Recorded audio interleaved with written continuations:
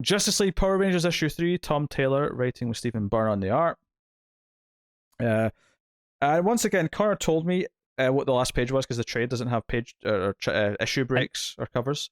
And I got to the end of this and was like, oh, he's never going to predict that as the ending moment. I would never have guessed the last page of this was the last page if you hadn't told me.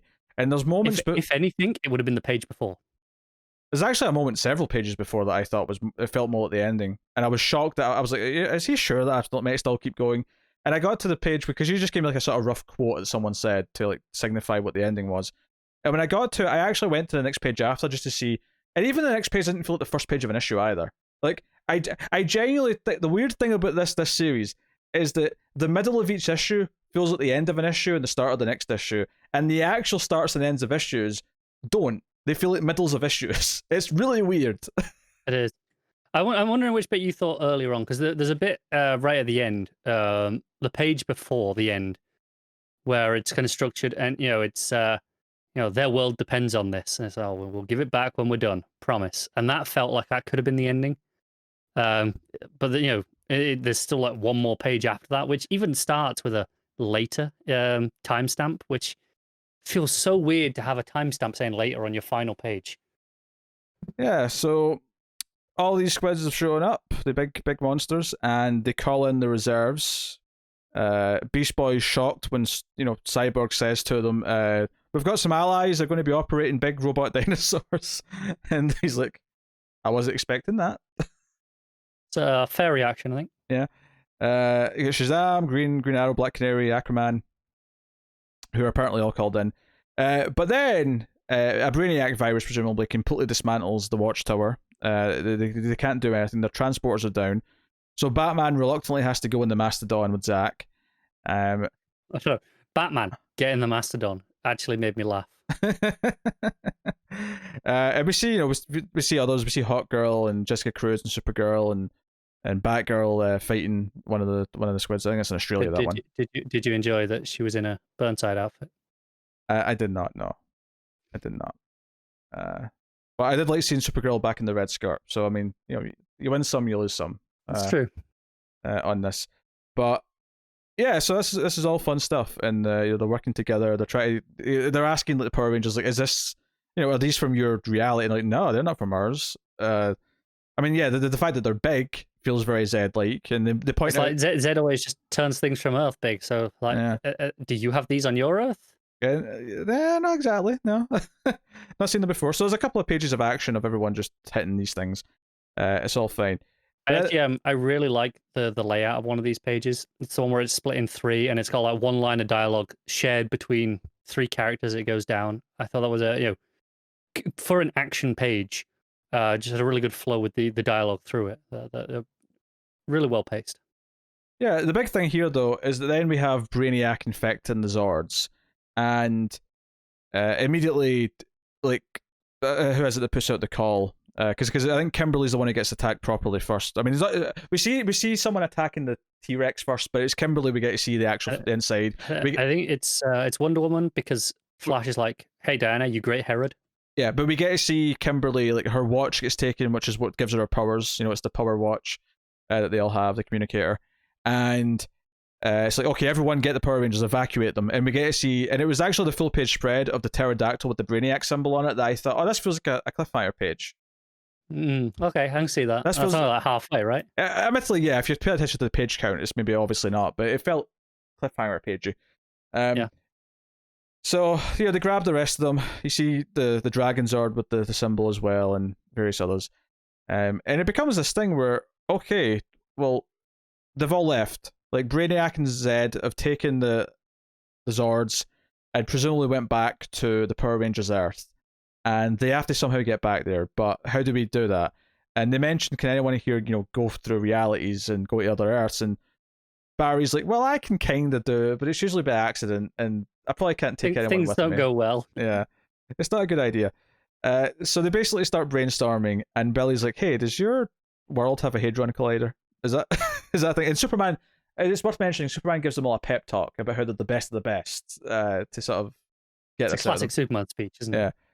And they go to the Hadron Collider in Switzerland. And probably my favourite thing in this whole issue is when they say, "Oh, they're not going to let us use it." Like, and they're basically shocked that the Justice League can just ask to borrow the Hadron Collider. That's probably my favorite moment in this whole issue. It's pretty. Goes, you guys can just ask for something like this, and it's just Batman looking sad, going, "I can't." And Superman comes in, and the science is like, "Oh, hey, we're big fans, Superman. You're the best." And you just saved us like yesterday. Thanks. Yeah, and that's when Flash has that line where it's like, "Hey, we'll give it back when we're done. Promise." And yeah, there's one more page where there's basically setting things up, and Superman says, "Yeah, we're going to punch a hole through space," and that's the end of the issue. So yeah, I mean, if I'm going to critique anything about this series, it's that the end of the issues do not feel like the end of issues. The middle of the issues feel like the end of issues, and the end of the issues just feel like another page. Yeah, they feel very constrained by the 20-page format. It's very odd. Do you know what it feels like? It feels like this should have been a 5-issue book, and the first issue should have been like the first issue and a half, and then from that point on, half to half for the other 4. Yeah, that probably would have worked. Or maybe the last one had to be 1.5 as well to make that work. Whatever, you know what I mean? Like it almost feels like it was written straight for a graphic novel, and then the decision was changed that they wanted to split it up into monthly singles. Like that's like almost what the feeling is. Where I'm like, it feels so arbitrary. Just all right, well, we'll cut here because that's where the page limit is. It's so weird because Tom Taylor is legitimately one of our favorite current working writers, and he clearly knows what he's doing when he's pacing out a comic book. He knows how to do it.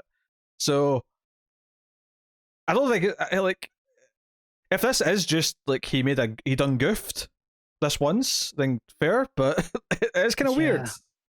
No, it really is, and it's not like this is the start of his career. He didn't know better. It was still, he was pretty established by this point. Yeah. He'd already done All Would You Wolverine at this point. That's what I mean. I'm like, if it was before that, I'd be like, well, maybe he was too ingrained in doing the digital series for DC, and he was still thinking in 10-page chunks. But that's not it. Maybe it was originally like a digital series. Maybe that's the change that happened. Maybe, but that still doesn't explain why, though, because then you'd only have a cliffhanger every other issue.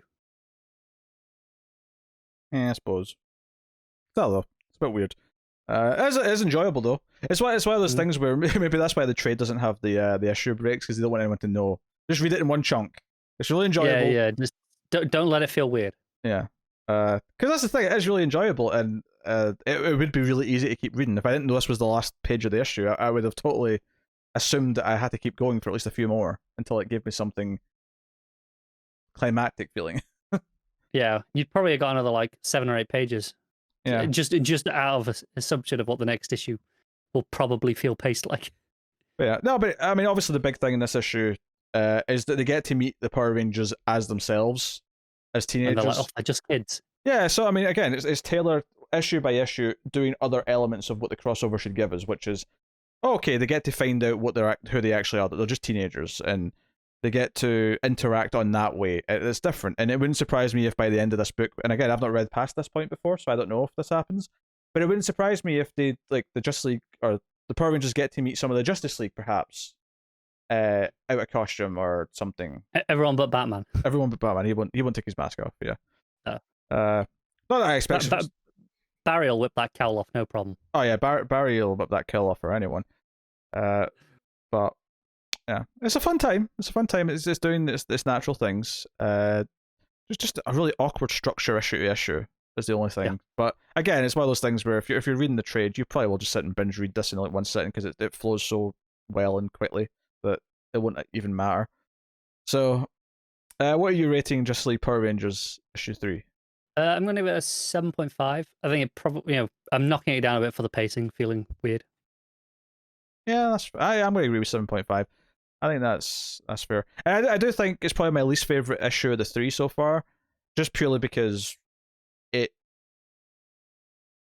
doesn't give me like the nice big exciting thing that's next. Whereas, the last issue I was super excited by the idea that Zed was working with Brainiac. First issue I was super excited to see the Zords with the Justice League and. Right. Although interestingly, I think all the Brainiac drones taking over the Zords is one of my favorite moments out of the 3 issues at all. Oh, sure. So there's still good stuff in there.